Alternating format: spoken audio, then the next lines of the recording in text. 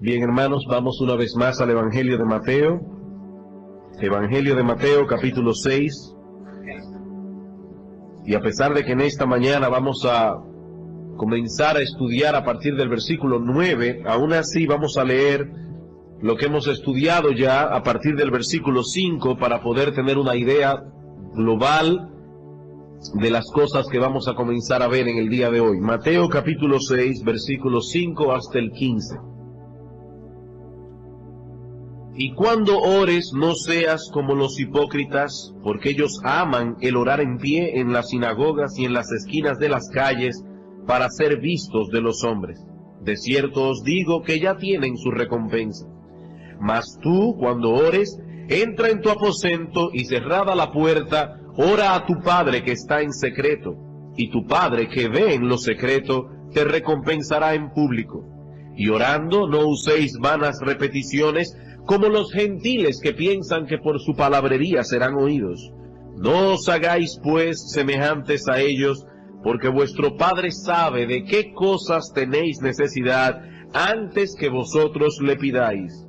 Vosotros pues oraréis así: Padre nuestro que estás en los cielos, santificado sea tu nombre, venga tu reino, hágase tu voluntad como en el cielo, así también en la tierra.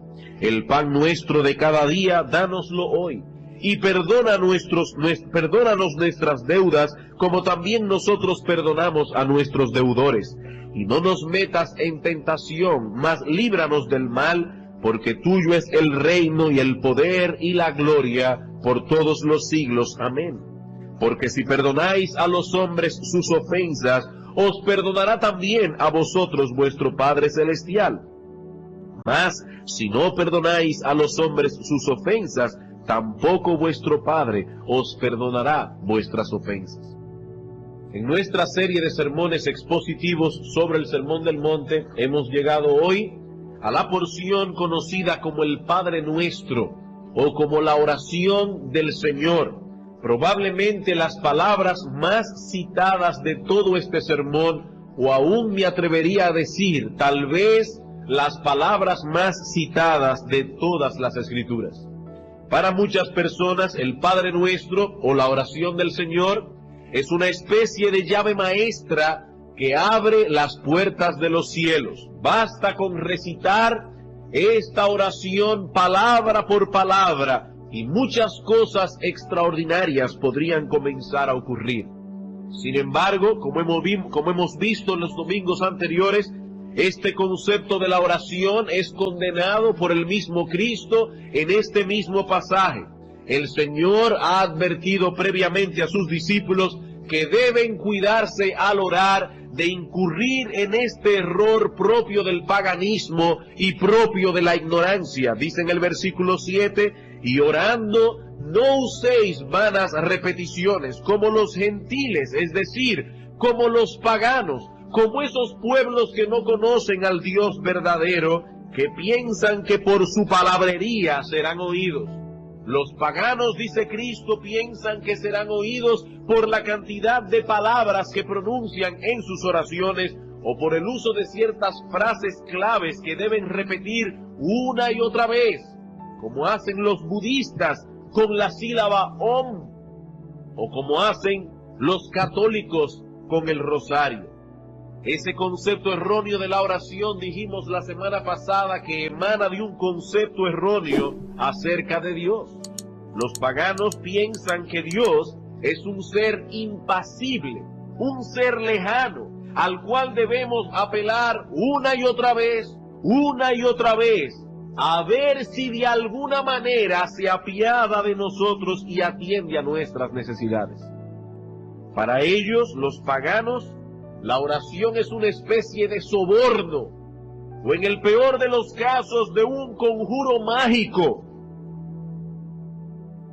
que de alguna forma misteriosa inclina la deidad a nuestro favor. Solo tenemos que repetir cierto número de veces, o por cierta cantidad de tiempo, las palabras que conforman el conjuro, y las puertas de los cielos se abrirán para nosotros. Pero hemos dicho que el Dios que se revela en las Sagradas Escrituras no requiere de sobornos ni tampoco de conjuros. Él ya está inclinado a favor de sus hijos. Y lo que es más consolador, hermanos, Él conoce las necesidades de cada uno de ellos antes de que se la pidan. Dice en el versículo 8, no os hagáis pues semejantes a los paganos, porque vuestro Padre sabe de qué cosas tenéis necesidad antes de que vosotros le pidáis. Como hemos dicho antes, nuestro Dios no necesita de nuestra información, ni tampoco necesita de nuestros consejos.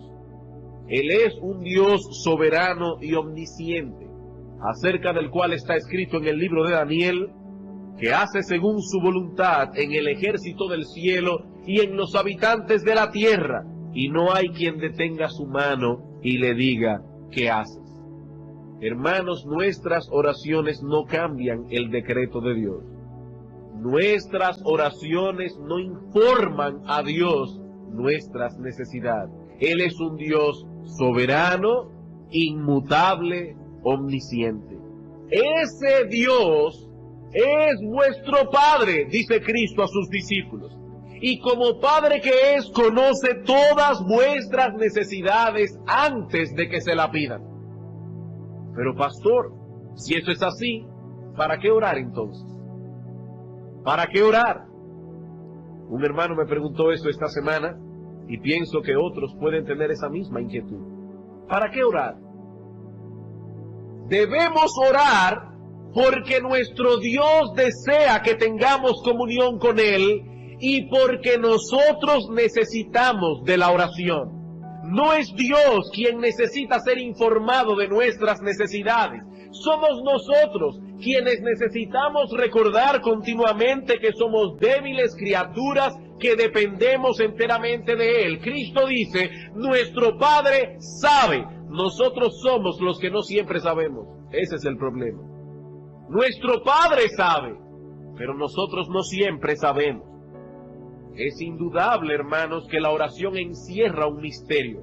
O por decirlo de una forma más exacta, la oración encierra una paradoja. Dios ha decretado todo cuanto ocurre, pero también ha decretado los medios a través del cual esas cosas ocurrirán.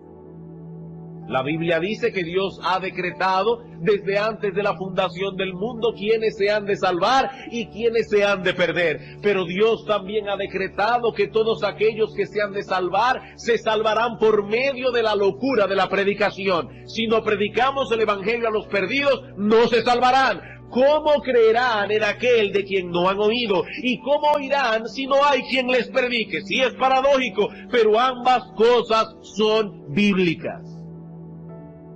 Dios ha decretado cuáles son las bendiciones que ha de derramar sobre sus hijos, pero también ha decretado que esas bendiciones no se obtendrán sin oración.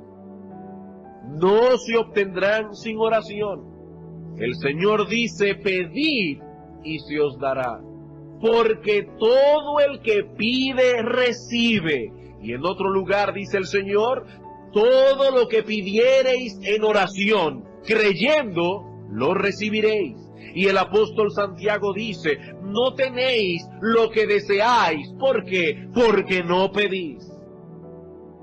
Hermanos, ¿cómo armonizamos estas cosas? ¿Cómo armonizamos estas cosas? El apóstol Pablo dice en Efesios capítulo 1, versículo 11, que Dios hace todas las cosas según el designio de su voluntad. ¿Cómo Él hace todas las cosas? Según el designio de su voluntad, no de la mía. Pero en esa misma epístola el apóstol Pablo exhorta a los creyentes a orar en todo tiempo, con toda oración y súplica. Sí, esto es una paradoja, pero de ningún modo es una contradicción. La oración de los creyentes no cambian la voluntad de Dios, pero es su voluntad que oremos. Hermanos, no olviden esto. La oración de los creyentes no cambian la voluntad de Dios, pero es su voluntad que oremos. Una prueba que puedo traer aquí en esta mañana de que nuestras oraciones no cambian la voluntad de Dios es que dice el apóstol Juan en Primera de Juan, capítulo 5, versículo 14, que uno de los requisitos que deben tener nuestras oraciones para llegar delante del trono de Dios es que sean hechas conforme a su voluntad, porque si alguno pide conforme a su voluntad, será oído. Pero es su voluntad, repito, concedernos todas esas cosas en el contexto de nuestras oraciones. No tenéis lo que deseáis. ¿Por qué? Porque no pedís. Es el que pide, el que recibe. Esa es la ley del reino de Cristo. La crema de las bendiciones divinas están reservadas para los que la piden en oración. He ahí, hermanos, el balance que nos presentan las Escrituras con respecto a este tema. Dios es soberano. El hombre es responsable. Librados de dos grandes males. Por un lado seremos librados del fatalismo y por el otro lado seremos librados de la presunción. El fatalista es aquel que dice, ¿para qué orar? ¿O para qué hacer cualquier otra cosa si ya todo está preordenado de antemano? Eso es fatalismo. Nada cambiará que yo ore o que deje de orar. El presuntuoso, en cambio, cree que él tiene en sus manos la llave para hacer que ocurra todo cuanto él desea. Él tiene una llave maestra, el abracadabra en sus manos, para hacer que ocurra todo lo que él desea. Solo tengo que pedirlo. Santiago dice en su carta que solo tenemos que pedir para recibir. No, eso no es lo único que dice Santiago. Él también dice en su carta, pedís, pero no recibís, porque pedís mal. ¿O no lo dice eso ahí mismo también? Pedís, pero tampoco recibís, porque pedís mal. El fatalista ni siquiera se molesta en pedir. El presuntuoso cree que lo único que tiene que hacer es pedir y de ese modo obligará a Dios a concederle sus deseos. Eso es lo que cree el presuntuoso. Si yo oro, obligo a Dios a conceder mis deseos. El cristiano ni es fatalista ni es presuntuoso. Él sabe que debe pedir, pero amparado en la voluntad revelada de Dios. El ejemplo que pusimos hace unos domingos atrás. ¿Qué pasaría si un individuo dice, la comida está cara, es molesto ir al supermercado, de ahora en adelante me voy a dedicar a orar y voy a pedir a Dios que me alimente sin comida? ¿Sabe lo que le va a pasar a ese individuo con toda su fe? Que se morirá de hambre, porque Dios no ha prometido hacer tal cosa en su palabra. Ah, pastores, que ustedes son incrédulos. ¿Acaso no cree usted que Dios tiene poder para sostener a ese hombre a pura oración? No, un momento, yo creo que Dios tiene poder para hacerlo, pero no ha prometido hacerlo. No, yo sí creo que Dios tiene poder para sostener a un hombre solo con orar. Pero Dios no ha prometido hacer tal cosa. Y al acercarnos al estudio del Padre Nuestro, es necesario que lo hagamos con estas cosas en mente.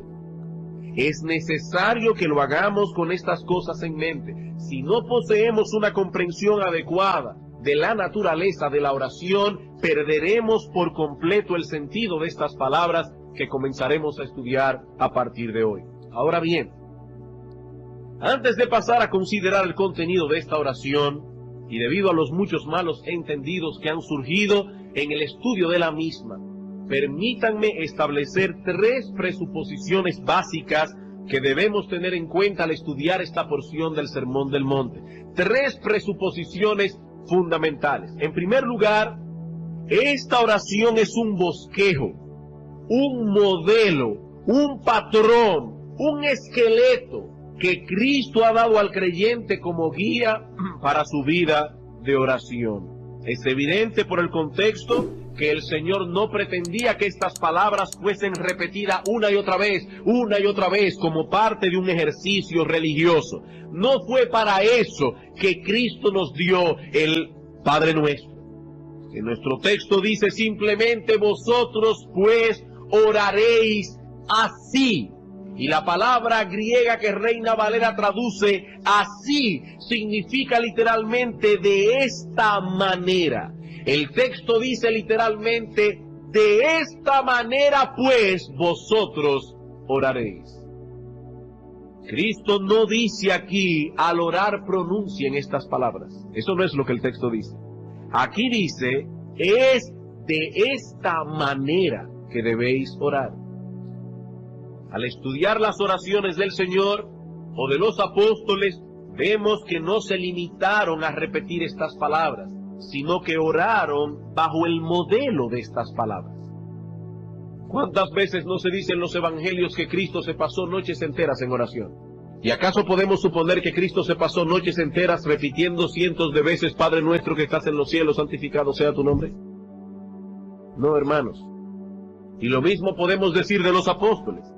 En las epístolas del apóstol Pablo se recogen muchas de sus oraciones, y ni siquiera una sola vez hizo uso del Padre Nuestro, excepto como una guía o modelo o patrón de sus propias oraciones. Eso no quiere decir, y sé que esto puede parecer extraño a algunos, eso no quiere decir que sea ilícito o que sea siempre inadecuado hacer uso de estas palabras en nuestras oraciones.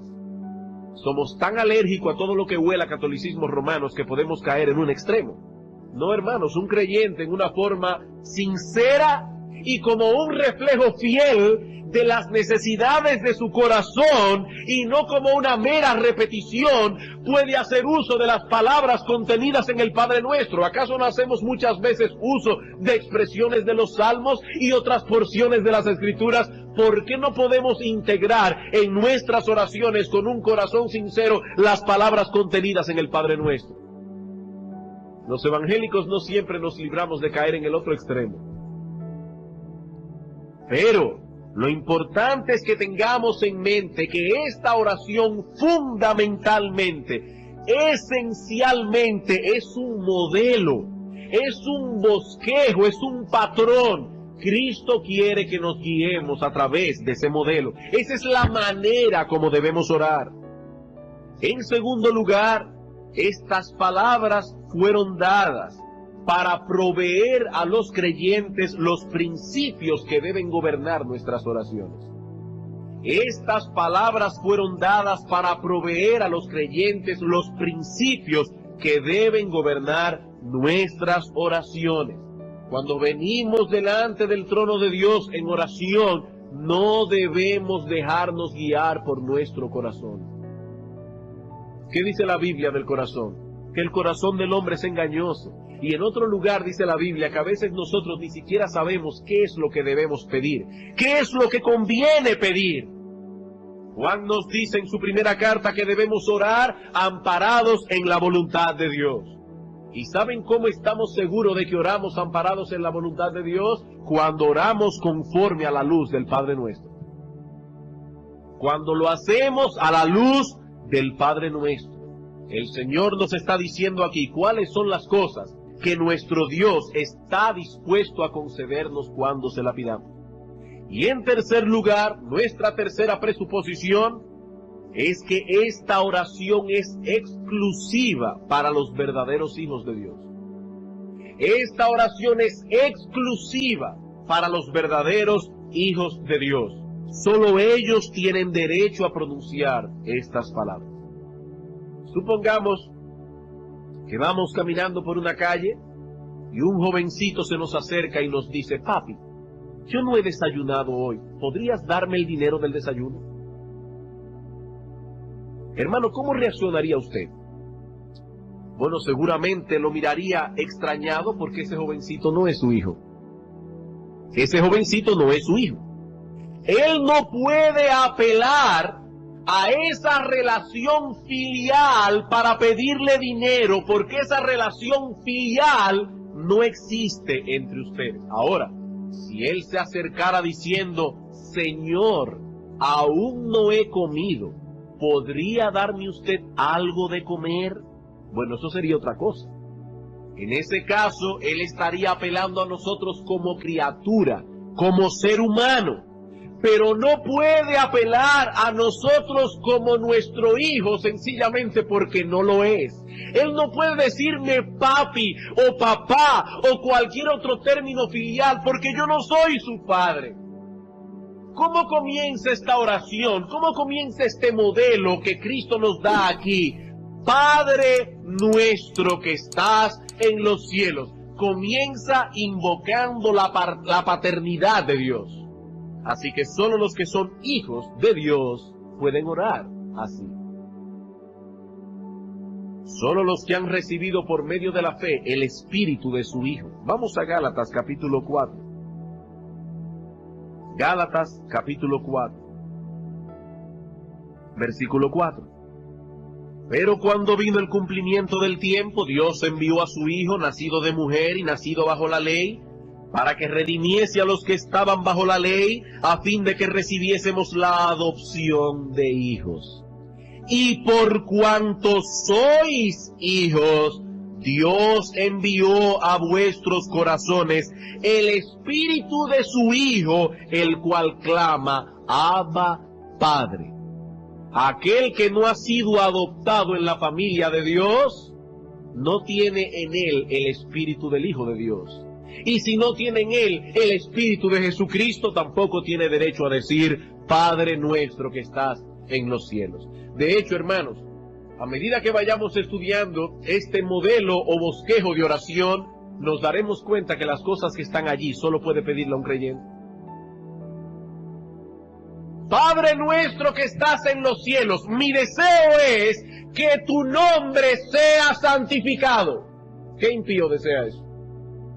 Padre nuestro que estás en los cielos, mi deseo primario no es que me des el pan de cada día. Eso es lo que los paganos desean. Eso es lo que dice Mateo capítulo 6. Los paganos buscan todas esas cosas. Los paganos tienen como prioridad todas esas cosas. Pero nosotros que hemos sido redimidos por la sangre de Cristo, tenemos otra prioridad. Nosotros queremos que tu voluntad sea hecha en la tierra como se hace en el cielo. Nosotros queremos que tu reino venga. ¿Puede un impío orar así? No, hermanos, este modelo de oración es para los hijos de Dios, no para nadie más. Esto lo vemos claramente cuando situamos este modelo de oración en el contexto general del Sermón del Monte. Solo pueden orar así los que poseen el carácter que Cristo desglosa en las bienaventuranzas. Los pobres en espíritu, los que lloran por su pecado, los mansos, los que tienen hambre y sed, ¿de qué? ¿De felicidad? No, de justicia.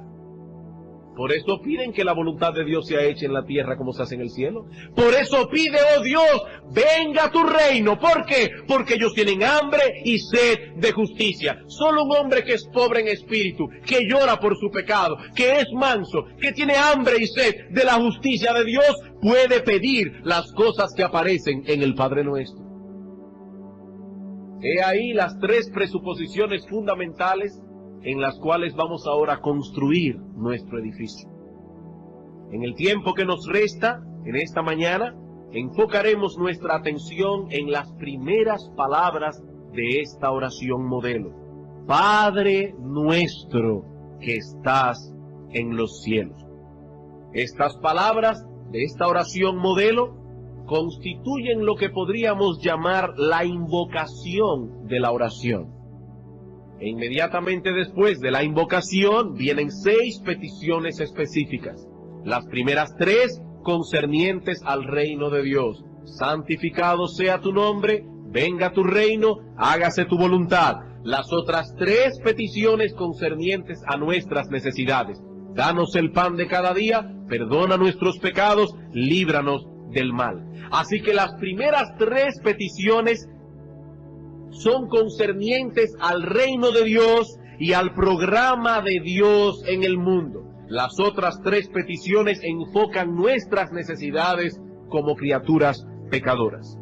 Como decía hace un momento, en la mañana de hoy, enfocaremos únicamente la invocación, Padre nuestro que estás en los cielos. Y aunque son pocas palabras, en estas breves palabras encontramos tres ideas básicas que deben gobernar nuestros pensamientos al acercarnos a Dios en oración. ¿Qué vamos a estudiar en esta mañana? La invocación, Padre nuestro que estás en los cielos.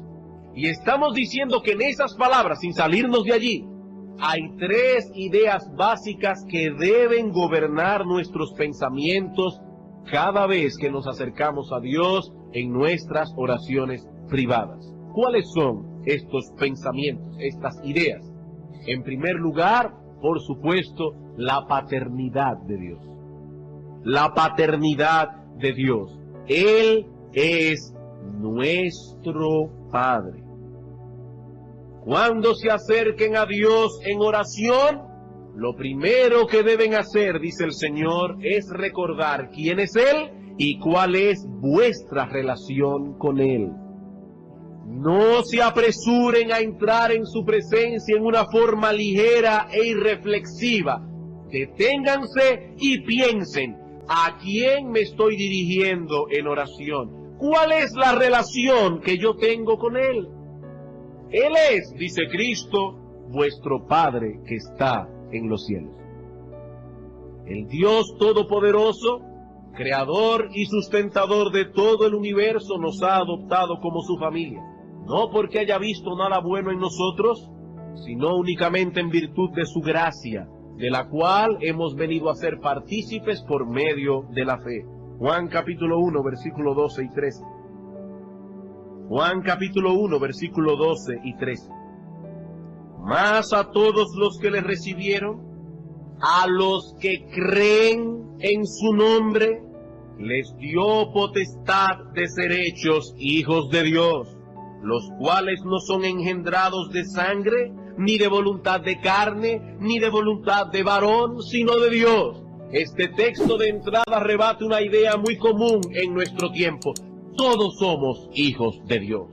Todos somos criaturas del Creador y por lo tanto Dios es nuestro Padre, no mi amigo. Este texto es muy exclusivo. Allí dice, mas a todos los que le recibieron. ¿Y quiénes son esos? Los que creen en su nombre. A esos Dios les dio derecho de ser llamados hijos de Dios, los cuales, dice el texto, no son engendrados de voluntad de carne, de voluntad de sangre, ni de voluntad de varón, sino de Dios. En otras palabras, ningún hombre puede hacer a otro hombre hijo de Dios. Por más que lo intentemos, por más que oremos, por más que le prediquemos la palabra, es un nacimiento que viene directamente de los cielos.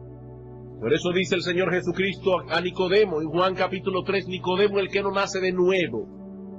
Y la palabra griega dice literalmente el que no nace de arriba. Al que Dios no lo engendra, no puede entrar ni puede ver el reino de Dios. A esos que son engendrados por la voluntad de Dios, esos son hijos de Dios. Y los otros son hijos del diablo. Son hijos del diablo.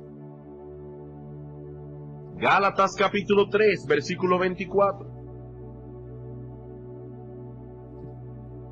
Versículos 24 al 26 de Gálatas capítulo 3.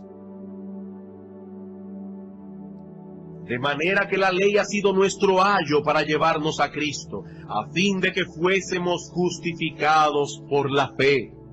Pero venida la fe, ya no estamos bajo ayo, pues todos sois hijos de Dios por la fe en Cristo Jesús.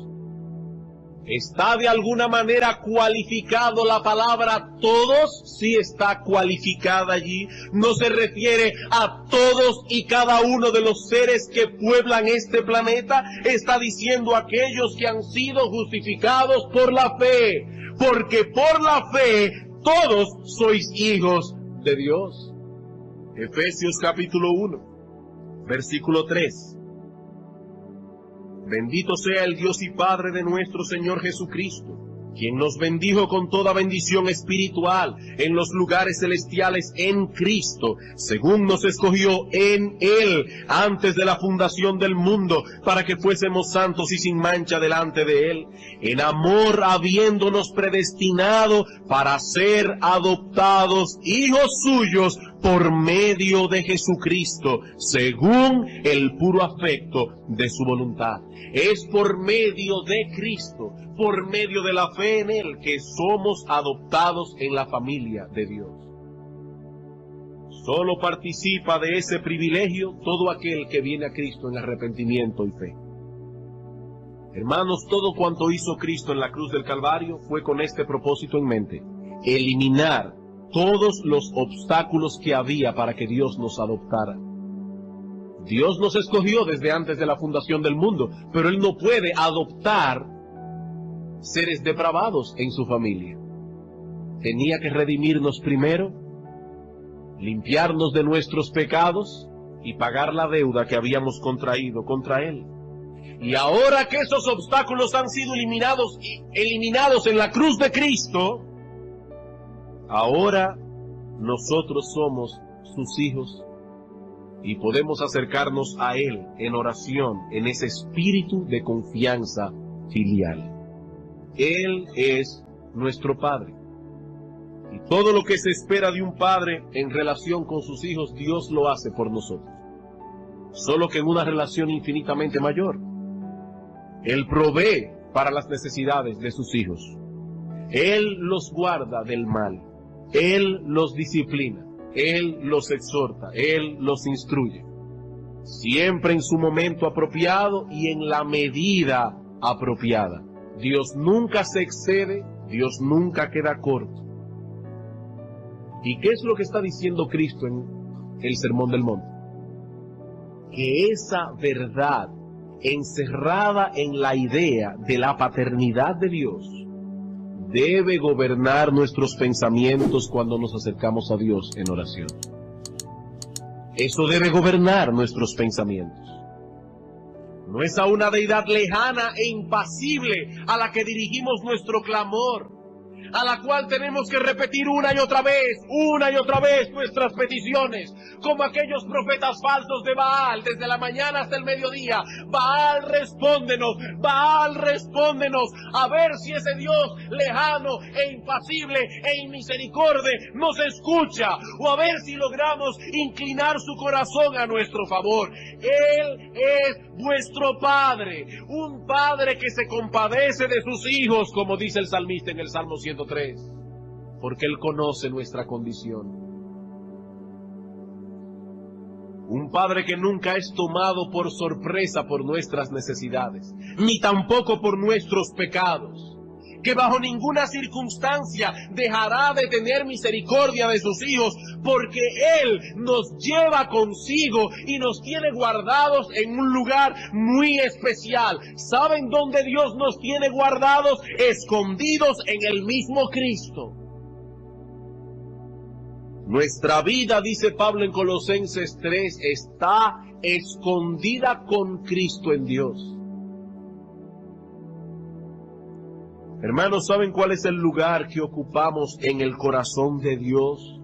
Hablando, por supuesto, en un lenguaje figurado. ¿Saben cuál es el lugar que cada uno de sus hijos ocupa en el corazón de Dios?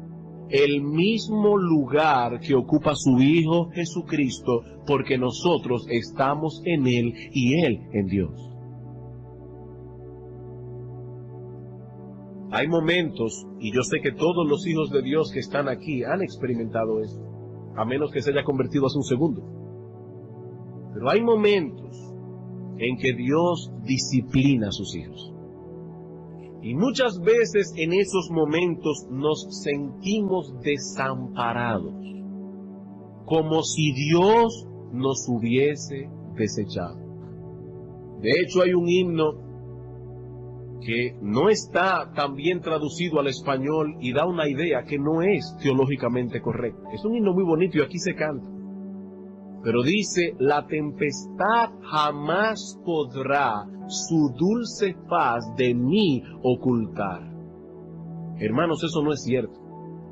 Hay momentos en que están tan negras las nubes a nuestro alrededor que por ningún lado vemos el rostro de Dios. Y muchas veces vemos en los salmos como el salmista dice: Señor, ¿dónde estás tú? ¿Por qué estás tan lejos de las palabras de mi clamor? Dios mío, ¿por qué te escondes de mí?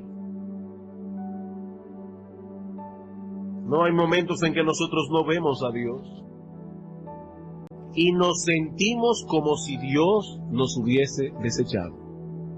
Pero, hermanos, eso no es más que un sentimiento. Eso no es más que un sentimiento. Dios no puede desamparar a ninguno de sus hijos, porque eso significaría desamparar de nuevo a su Hijo Jesucristo. Jesucristo, estando en la cruz del Calvario, ya fue desamparado una vez, cuando cargó con nuestros pecados y gritó: Dios mío, ¿por qué me has desamparado? Y esa terrible escena ya nunca más volverá a repetirse. Él ahora está a la diestra de Dios el Padre, y nosotros junto con Él, sentados en los lugares celestiales. Pero Dios, que es rico en misericordia, dice Pablo en Efesios, por su gran amor con que nos amó, aun estando muertos en delitos y pecado, pues por gracia sois salvos, dice entre paréntesis, nos resucitó juntamente con Cristo y juntamente con Él nos sentó en los lugares celestiales, en Él, posicionalmente. Nuestra vida está escondida en Él.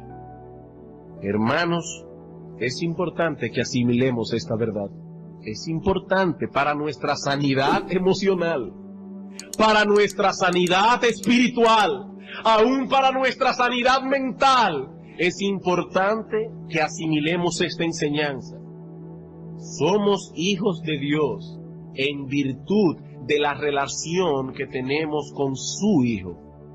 Las posibilidades que hay de que Dios se olvide de algún creyente son las mismas que hay de que Dios se olvide de Cristo. Las mismas posibilidades, tan posible o tan imposible es una cosa como la otra.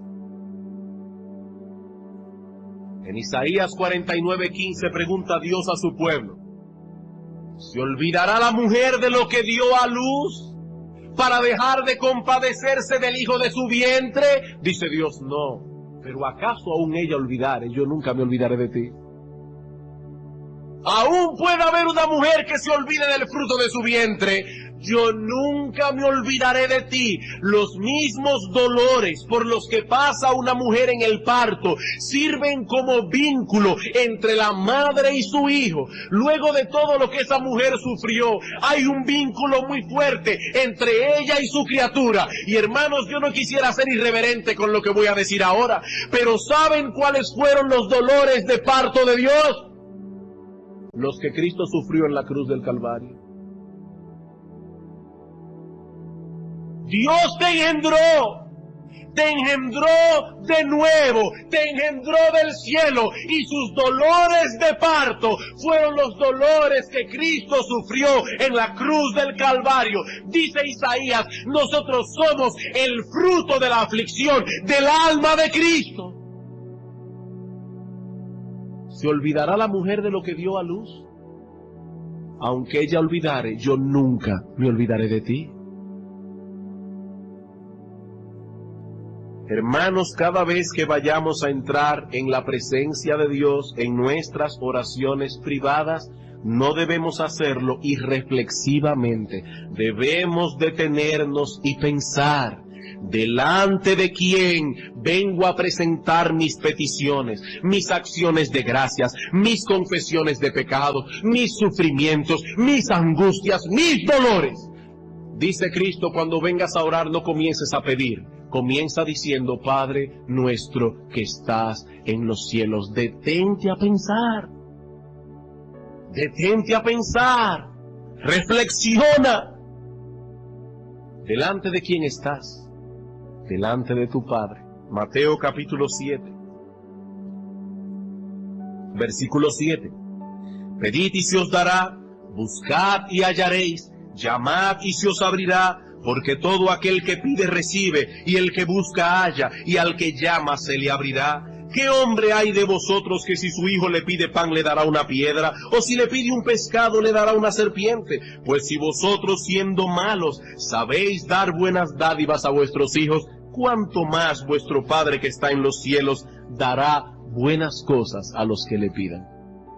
Dice Cristo, aún los padres malos saben dar buenas dádivas a sus hijos.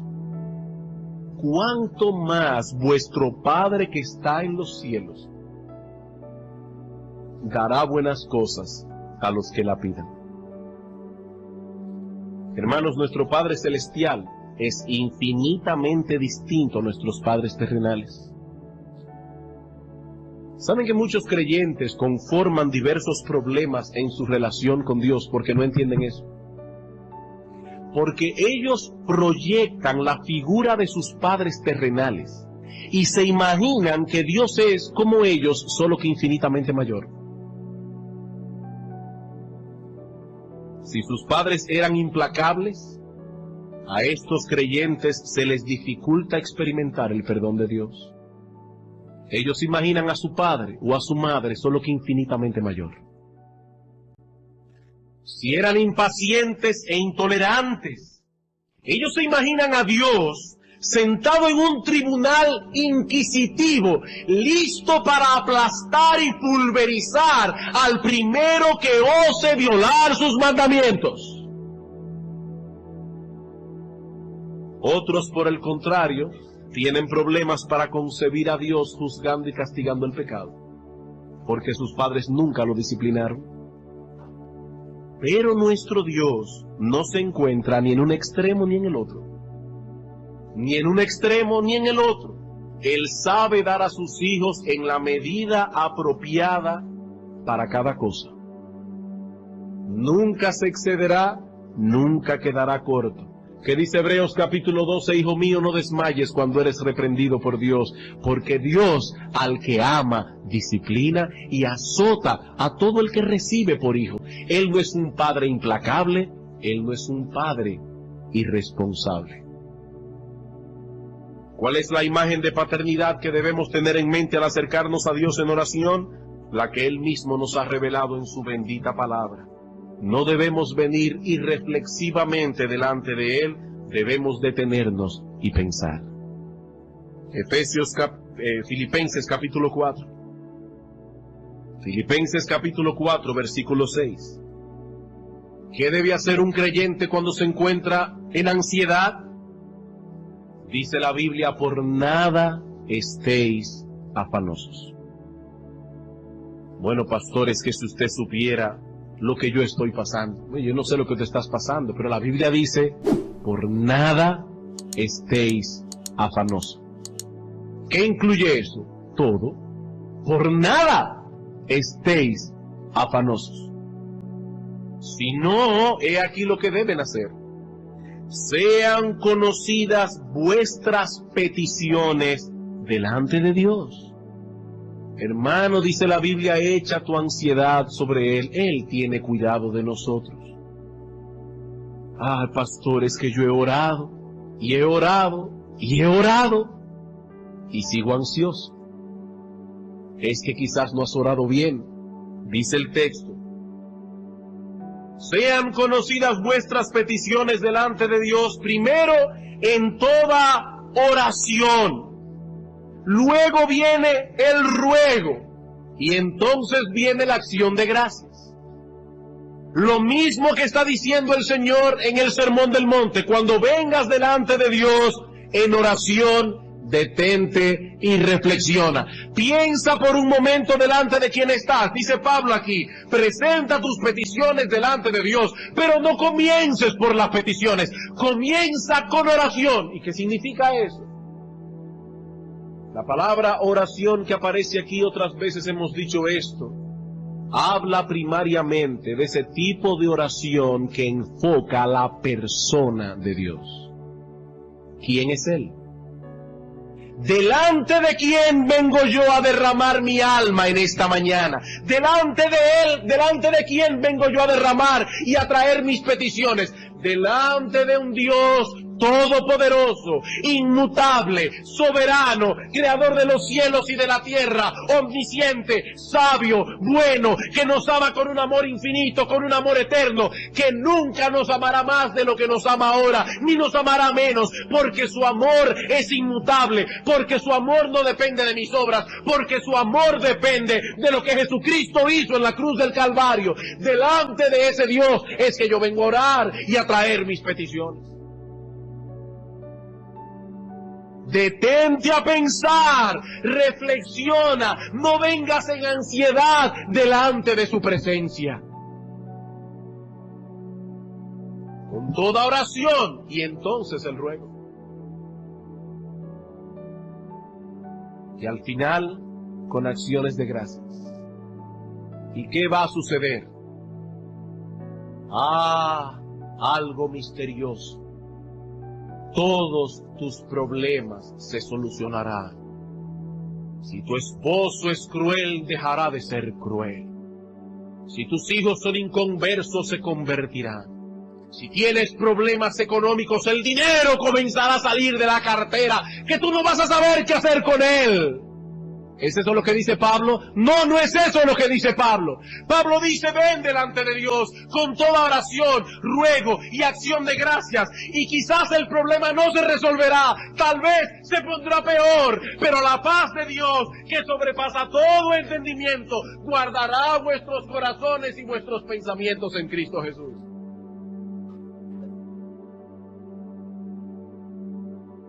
¿Qué es lo que queremos? No es la paz de Dios. Dios tiene eso para ti y en abundancia. Y una paz que sobrepasa todo entendimiento. ¿Saben por qué? Porque implícitamente Pablo está diciéndonos aquí que Dios no ha prometido resolver el problema que tú quieres que te resuelva. Porque si Dios resolviera nuestros problemas y entonces viniera la paz, sería una paz con entendimiento. Entenderíamos por qué tenemos paz. Hoy, ¿quién no tiene paz con un esposo modelo? ¿Y quién no tiene paz teniendo todos sus problemas económicos resueltos? Pero dice Pablo, no, Dios promete una paz que sobrepasa todo entendimiento, porque nadie va a entender cómo es posible que estés metido en un horno de aflicción tan ardiente y aún así tengas paz. Eso es lo que nadie va a entender. La paz de Dios, que sobrepasa todo entendimiento, alguien que el impío no puede comprender, esa paz guardará tu corazón y guardará tus pensamientos en Cristo Jesús. Hermanos, ustedes no lo van a creer, pero yo estoy en el primer punto de mi sermón y son 3. Y ya son las 12 menos 5. Así que yo lo voy a dejar aquí. Pero quiero resumir y quiero concluir algo aquí. Yo no quiero dar una impresión equivocada. Los otros 2 puntos los trataremos la semana que viene. Yo no quiero dar aquí una impresión equivocada en esta mañana. Hemos estado hablando de la paternidad de Dios. Dios desea que sus hijos se acerquen a Él con esa confianza filial. Pero tengo que repetir lo que decíamos al principio, no todos los seres humanos tienen derecho a acercarse a Él en ese espíritu, porque no todos los seres humanos son sus hijos. En Juan capítulo 8, versículo 44 dice el Señor a un grupo de judíos que creían que por el hecho de ser judíos tenían ciertos privilegios. Cristo les dijo, vosotros sois hijos de vuestro padre, el diablo. No todos son hijos de Dios. Y el texto que leímos en Juan capítulo 1, versículo 12 y 13 dice, mas a todos los que le recibieron, a los que creen en su nombre, les dio potestad de ser hechos hijos de Dios. Ahora noten, los cuales no son engendrados de voluntad de carne, ni de voluntad de varón, sino de Dios. Hace un tiempo atrás estaba viendo por casualidad uno de esos programas evangélicos que dan por televisión. Y decía el evangelista a los pecadores: mi amigo, tú tienes que nacer de nuevo. ¿Y cómo viene el nuevo nacimiento? Entonces él decía: por medio de la fe. Tienes que creer y entonces nacerás de nuevo. Hermanos, ese no es el mensaje de las Escrituras. Ese no es el mensaje de las Escrituras. El texto dice: mas a todos los que le recibieron, a los que creen en su nombre, a esos Dios les dio derecho a ser hechos hijos de Dios. Y esos que recibieron y que creyeron no son engendrados de voluntad de carne, ni de voluntad de sangre, ni de voluntad de varón, sino de Dios. El nuevo nacimiento no viene como fruto de la fe. El nuevo nacimiento viene como fruto de la obra regeneradora del Espíritu Santo, quien nos regenera, nos engendra, y entonces tenemos la capacidad de creer. ¿Cómo podemos pedirle a un muerto que crea? No dice Cristo a Nicodemo: Nicodemo, el que no nace de nuevo no puede entrar ni puede ver el reino de Dios. Mi amigo, tu condición en pecado es tan grave que tú no puedes ni siquiera creer. La Biblia dice que tu corazón es de piedra y es un corazón incrédulo, un corazón duro. La Biblia dice que tu mente está entenebrecida por causa del pecado, que Dios tiene que hacer una obra portentosa, tomar tu corazón de piedra, cambiarlo en un corazón de carne, y entonces podrás creer. Pastor, ¿y entonces qué hago? Clama a Cristo, porque dice la Biblia que Él ha sido puesto por príncipe y salvador para dar a su pueblo arrepentimiento y perdón de pecados. Porque tú sí puedes clamar. Tú sí puedes clamar. Y luego que clames y que Dios te dé la fe y te dé el arrepentimiento, entonces entenderás que todo ese proceso comenzó en Dios. Porque Él hace según su voluntad. Porque de Él y por Él y para Él son todas las cosas. Porque dice la Biblia que Él es el que pone el querer como el hacer por su buena voluntad. Mi amigo, ¿por qué tú estás aquí en esta mañana? Porque Dios te movió a querer venir.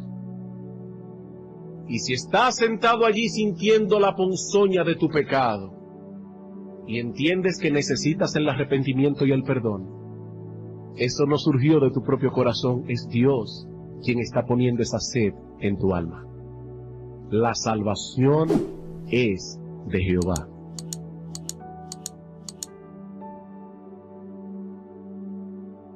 ¿Quién ustedes creen que va a clamar con más necesidad? Imagínense un hombre que está metido en una casa y toda la casa se está quemando excepto una puerta. Pero esa puerta está cerrada con llave. Y el individuo busca en sus bolsillos y se da cuenta que él tiene la llave. Pero supongamos a otro individuo en otra casa se está quemando, la puerta está cerrada con llave pero desde afuera, y el individuo no tiene la llave. ¿Quién clamará con un mayor clamor y con un mayor sentido de necesidad? El que sabe que no tiene la llave. Mi amigo, tú no tienes la llave la tiene Cristo. Él es quien abre y ninguno cierra, y cierra y ninguno abre. Pero ¿sabes lo que dice la Biblia? Que Él es un gran Salvador y que no rechazará a nadie que viene a Él pidiendo arrepentimiento y fe. Mi amigo, las manos de Cristo están abiertas en esta mañana para ti. Ese es el mensaje del Evangelio, y es a través de ese mensaje que Dios ha prometido salvar a sus elegidos. ¿Qué dice Cristo? Venid a mí todos los que estáis trabajados y cargados, que yo los haré descansar. Venid a mí todos los que estáis trabajados y cargados, Pero pastor, ¿y si yo no soy un elegido? No te preocupes por eso, la invitación es para todos. Venid todos los que estáis trabajados y cargados. Si tú estás trabajado y cargado en tu corazón en esta mañana, la invitación es para ti. Pero cuando te levantes y traspases la puerta, verás detrás del umbral un letrero que dice: tú habías sido elegido desde antes de la fundación del mundo. Hermanos, ese misterio tal vez lo entenderemos en el cielo.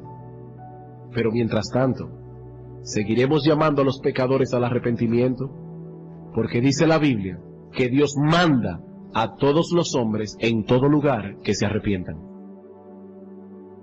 Vamos a orar.